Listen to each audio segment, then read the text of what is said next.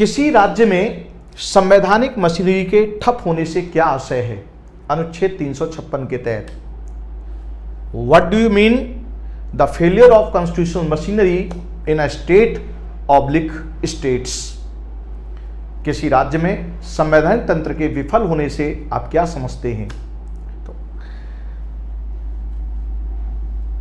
संवैधानिक मशीनरी के ठप होने की वजह से किसी राज्य में राष्ट्रपति शासन लगाया जाता है।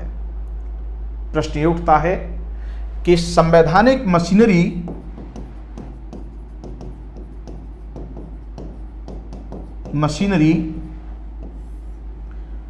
ठप मतलब फेल कब मानी जाएगी? क्या संविधान में इसका उल्लेख किया हुआ है, इसके मापदंडों को स्पष्ट किया हुआ है कि किन किन स्थितियों में राष्ट्रपति ये मान सकेंगे कि राज्य में संवैधानिक मशीनरी ठप हो गई है? तो संविधान में इसके आधारों को स्पष्ट नहीं किया गया है कि वो कौन से आधार होंगे जिनसे राष्ट्रपति ये सुनिश्चित कर दें कि राज्य में संवैधानिक मशीनरी ठप हो गई है। इस मामले में यानी संवैधानिक मशीनरी ठप हो गई है, इस मामले में अनुच्छेद 356 क्या कहता है? अनुच्छेद 356 कहता है कि यदि किसी राज्य का शासन संविधान के प्रावधानों के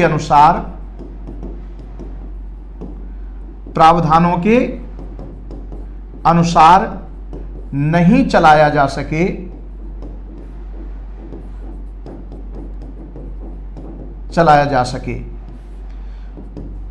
तो इसे हम क्या कहेंगे? राज्य में संवैधानिक तंत्र की विफलता कहेंगे। यानी संवैधानिक तंत्र विफल हो गया है, संवैधानिक मशीनरी ठप हो गई है। यह बात 356 में है। अब प्रश्न यह उठता है कि भाई किसी राज्य का शासन संविधान के प्रावधानों के अनुसार नहीं चलाया जा रहा है, यानी राज्य कौन से संवैधानिक प्रावधान का उल्लंघन कर रहा है, तो वो उस प्रावधान का उल्लंघन कर रहा है, ये बात कैसे तय होगी? यानी वो किन आधारों पर स्पष्ट होगा कि राज्य ने उस संविधान के प्रावधान का उल्लंघन किया है? तो इस मामले में अनुच्छेद 356 चुप है। यानी अनुच्छेद 356 चुप है इस मामले में कि संविधान के किसी प्रावधान के उल्लंघन होने का आधार क्या माना जाएगा, ग्राउंड क्या होगा उसका, कि भाई इस ग्राउंड पर यह तय कर दिया जाए कि संविधान के इस प्रावधान का उल्लंघन हुआ है। तो संवैधानिक मशीनरी के ठप होने को लेकर के ध्यान से समझिएगा, एक आधार हमें मिलता है, एक आधार हमारे पास है और वो है अनुच्छेद 365। अनुच्छेद 365 क्या कहता है? अनुच्छेद 365 कहता है कि अगर कोई राज्य केंद्र के कार्यपालिक निर्देश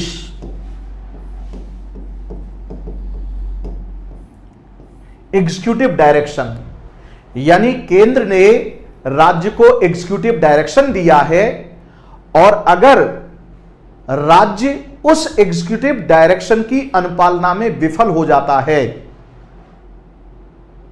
तो राष्ट्रपति यह मान सकेंगे कि राज्य का शासन संविधान के अनुसार नहीं चलाया जा रहा है और ऐसा मानना विधिपूर्ण होगा।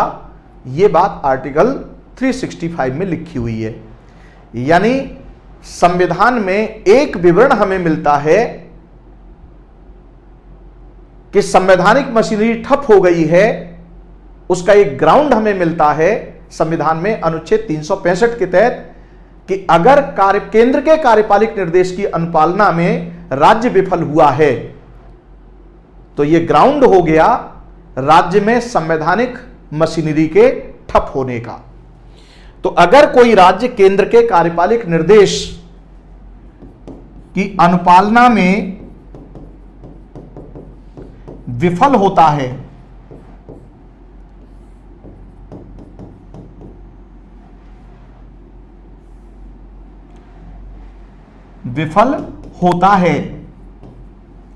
तो राष्ट्रपति के लिए यह मानना विधिपूर्ण होगा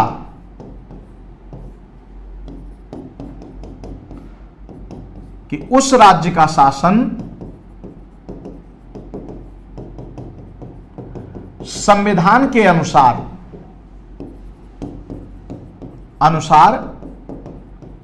नहीं चलाया जा रहा है।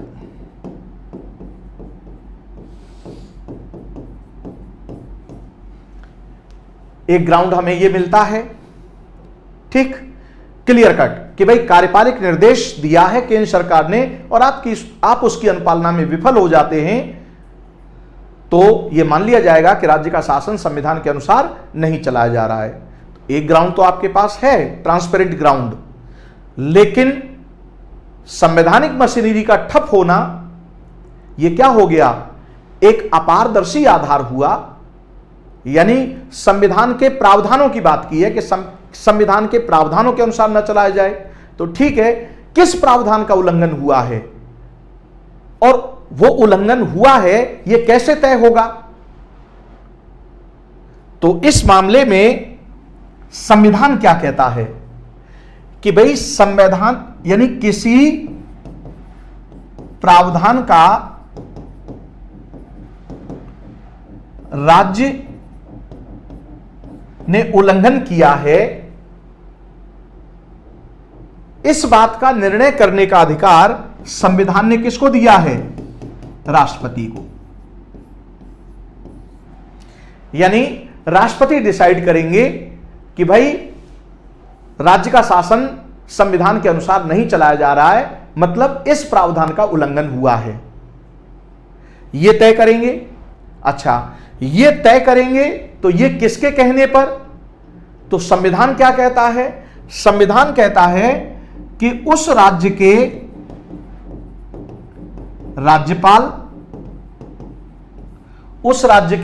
राज्यपाल या अन्य स्रोत से प्राप्त रिपोर्ट के आधार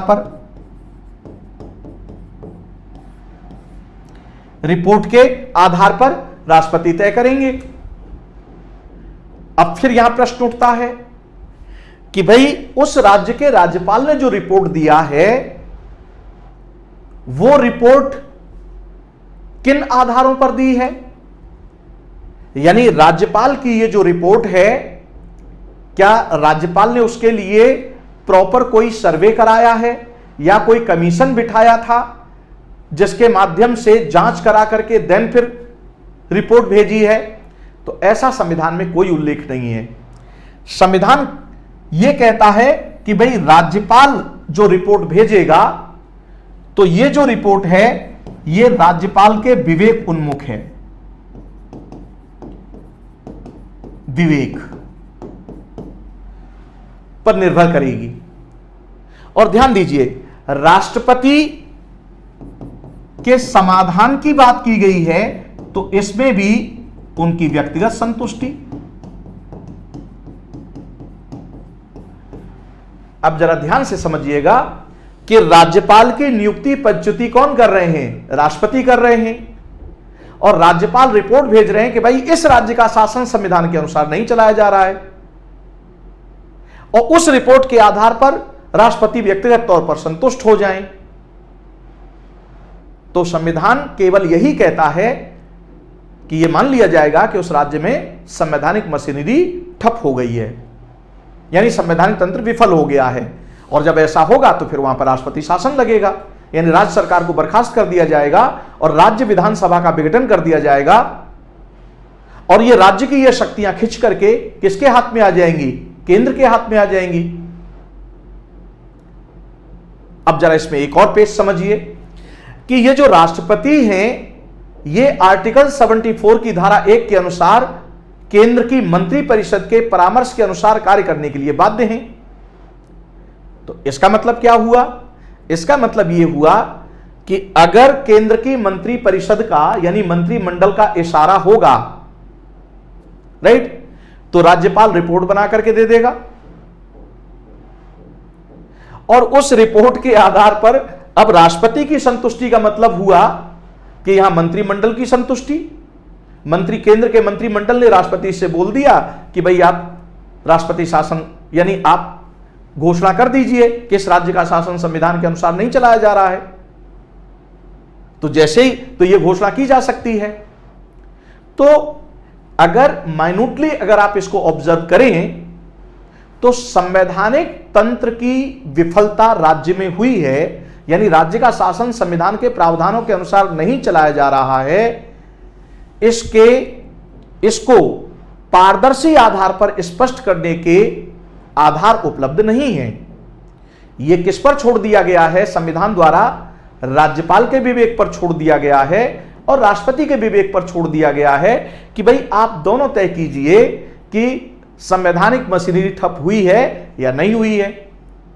अब आ जाइए जरा, चूंकि इनकी नियुक्ति पदच्युति राष्ट्रपति के हाथ में है और राष्ट्रपति मंत्रिमंडल के परामर्श पर कार्य करेगा, इसका मतलब यह हुआ कि केंद्र का जो मंत्रिमंडल है वो विपक्ष शासित प्रांत में, किसमें?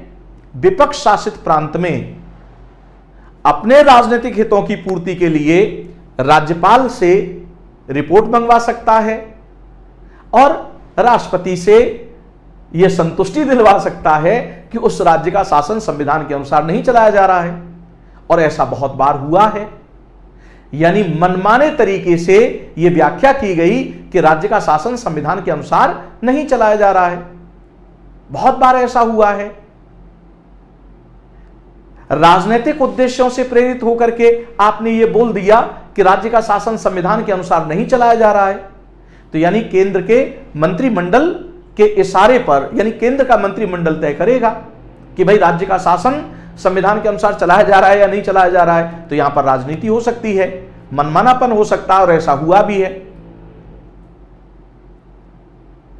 तो अब इस ग्राउंड को यानी संवैधानिक मशीनरी के ठप होने के जो पहलू है इसको स्पष्ट करने के लिए ध्यान से आप समझिएगा, सरकारिया आयोग बिठाया गया। यानी सरकारिया आयोग जो केंद्र राज्य संबंधों पर अपने सुझाव देने के लिए 1983 में बिठाया गया था और 87 तक इसने अपनी रिपोर्ट दी थी। तो इस सरकारिया आयोग की रिपोर्ट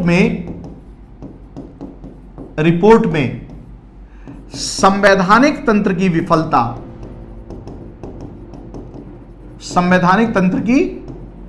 विफलता को स्पष्ट करने का प्रयास किया है।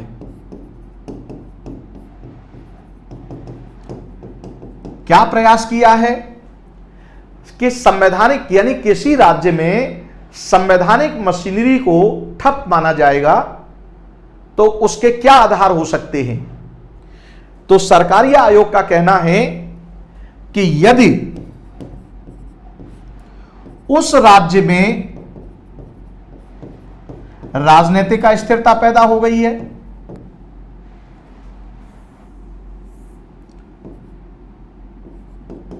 राजनीतिक अस्थिरता पैदा हो गई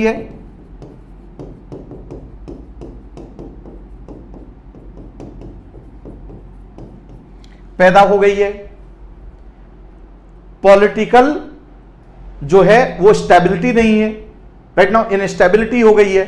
अब जायज सी बात है कि फेलियर ऑफ कॉन्स्टिट्यूशनल मशीनरी का ये क्या माना जाए? आधार माना जाए। तो ठीक है, ये आधार सही है कि भाई जब मंत्रिपरिषद का गठन ही नहीं हो सकता तो अब क्या उपाय है? भाई राष्ट्रपति शासन लगाइए और इलेक्शन कराइए। ठीक, पहली बात।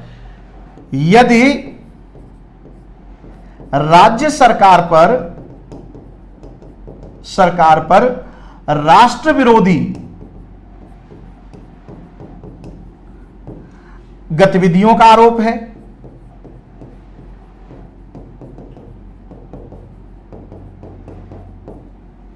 राष्ट्र विरोधी गतिविधियों का आरोप है, तो यह मान लिया जाए कि राज्य का शासन संविधान के अनुसार नहीं चलाया जा रहा है। तो अब जरा सरकारी आयोग की इस रिपोर्ट पर विचार कीजिए, क्या यह सही है? विशेष तौर पर कॉम्पिटिटिव माहौल में जब प्रतिस्पर्धात्मक राजनीति होती है तो वहां पर राष्ट्र विरोधी गतिविधियों का आरोप लगाना तो बहुत आसान है। तो यह आरोप नहीं बल्कि इसके प्रमाणित होने की बात होनी चाहिए थी कि ऐसे प्रमाण मिलते हैं कि राष्ट्र विरोधी गतिविधियां में लिप्त है राज्य सरकार, तो यह मान लिया जाए कि राष्ट्रपति शासन यानी संवैधानिक मशीनरी ठप हो गई है। तो यह पॉइंट है वो विशेष स्वस्थ नहीं है सरकारी आयोग का, यह पॉइंट बिल्कुल स्वस्थ है। ठीक, तीसरी बात उन्होंने क्या कही है सरकारी आयोग ने कि यदि राज्य में प्राकृतिक विपदा आ गई है, क्या आ गई है? प्राकृतिक विपदा, और राज्य सरकार उससे निपटने में विफल हो गई है,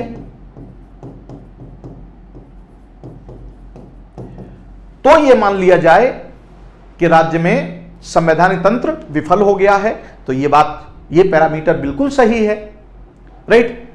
तो सरकारी आयोग के अभी तक जो 3 पॉइंट पढ़े हैं संवैधानिक मशीनरी की व्याख्या करने के मामले में, तो उसमें 2 आधार तो बिल्कुल सही हैं, पारदर्शी हैं कि संवैधानिक यानी राजनीतिक अस्थिरता का माहौल बन जाना और प्राकृतिक विपदा आ गई है और उससे निपटने में राज्य सरकार विफल हो गई है। लेकिन जो एक ग्राउंड और उन्होंने जो दिया कि भाई राष्ट्र विरोधी गतिविधियों का आरोप, तो आरोप नहीं, उसके प्रमाण होने चाहिए। लेकिन आयोग ने कहा है कि आरोप, फिर कहा है उन्होंने कि किसी अन्य कारण से, किसी अन्य कारण से संवैधानिक तंत्र विफल हो गया है, संवैधानिक तंत्र विफल हो गया है। अब सरकारी आयोग से यह पूछा जाए कि भाई आपने संवैधानिक तंत्र की विफलता को परिभाषित किया, ठीक है, आपने 3 आधार दे दिए, लेकिन फिर आप बोल रहे हैं कि किसी अन्य कारण से संवैधानिक तंत्र विफल हो गया है। तो फिर ये 3 कारणों का मतलब क्या रह गया भाई? जो 3 वजह आपने बताई है, बात तो फिर वही हो गई, यानी जहां से चले थे वहीं पर फिर आ गए, गोल गोल घूम गए भाई आप। तो संवैधानिक मशीनरी को परिभाषित करने के मामले में आप देख रहे हैं संवैधानिक तंत्र के ठप होने के मामले में अगर हम सरकारी आयोग की रिपोर्ट को भी अगर देखें तो इसमें पारदर्शिता का क्या है? पारदर्शिता का अभाव है। इसलिए सरकारी आयोग की इन रिपोर्टों को हम संवैधानिक मशीनरी के ठप होने के मामले में लागू नहीं किया गया, आज तक नहीं हुआ, पारदर्शिता का अभाव है। अब आइए भाई, चूंकि सारा खेल राष्ट्रपति शासन का किस पर टिका हुआ है कि राज्य का शासन संविधान के अनुसार नहीं चलाया जा रहा है, यानी संवैधानिक मशीनरी ठप हो गई है। तो भाई कैसे माने कि ठप हो गई है? तो संविधान कहता है कि भाई संविधान के प्रावधानों के अनुसार नहीं चलाया जा रहा है।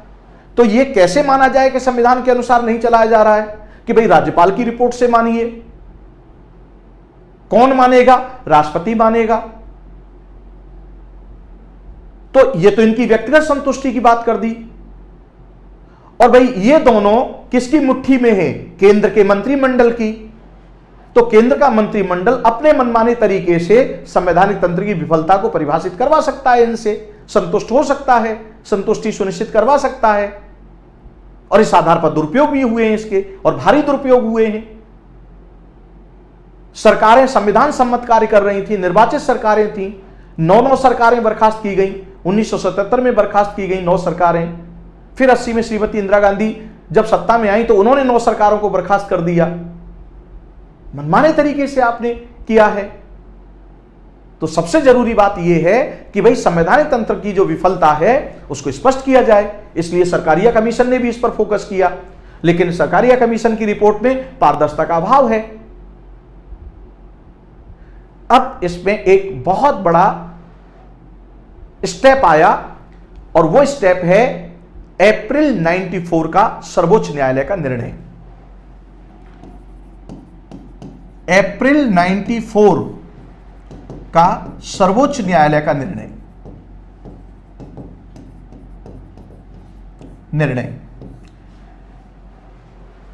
क्या कहता है? संवैधानिक तंत्र की विफलता के मामले में यह कहता है कि देखो भाई, राष्ट्रपति और राज्यपाल की व्यक्तिगत संतुष्टि, राष्ट्रपति और राज्यपाल की व्यक्तिगत संतुष्टि अर्थहीन है। अरे भाई, व्यक्तिगत संतुष्टि क्यों? कॉन्स्टिट्यूशनल पोस्ट है भाई, निर्वाचित सरकारें हैं जो संविधान से शक्तियां प्राप्त करती हैं। संविधान ने क्षेत्राधिकार डिसाइड किए हुए हैं, उनके गठन को स्पष्ट किया हुआ है, उनकी संरचना को स्पष्ट किया हुआ है। आपको यह विवेकोन्मुख अधिकार कैसे दिया जा सकता है? हाँ ठीक है, संविधान ने दे दिया ये, लेकिन आपने तो दुरुपयोग किया है दोनों लोगों ने मिलकर के इसका। तो भाई आपकी व्यक्तिगत संतुष्टि का कोई मतलब नहीं है। अप्रैल 94 का डिसीजन क्लियर कहता है सर्वोच्च न्यायालय का कि राज्य में संवैधानिक तंत्र विफल हुआ है, इस बात का निर्णय करने में राष्ट्रपति और राज्यपाल की व्यक्तिगत संतुष्टि का कोई अर्थ नहीं है, कोई अर्थ नहीं है।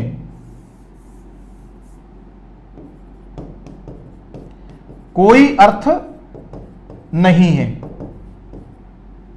क्यों नहीं है भाई? सिंपल सा मतलब है कि इससे केंद्र राज्य संबंध क्या हो रहे हैं? जो डिवीजन ऑफ पावर है वो निलंबित हो रहा है। राज्य की शक्तियां खिंच करके किसके पास आ रही हैं? केंद्र के पास आ रही हैं। तो व्यक्तिगत संतुष्टि क्यों भाई? तो सर्वोच्च न्यायालय कहते हैं, ध्यान से आप समझिएगा क्या कह रहे हैं वो, कि राष्ट्रपति और राज्यपाल की व्यक्तिगत संतुष्टि का कोई मतलब नहीं है। और दूसरी बात उन्होंने ये कही कि भाई संवैधानिक तंत्र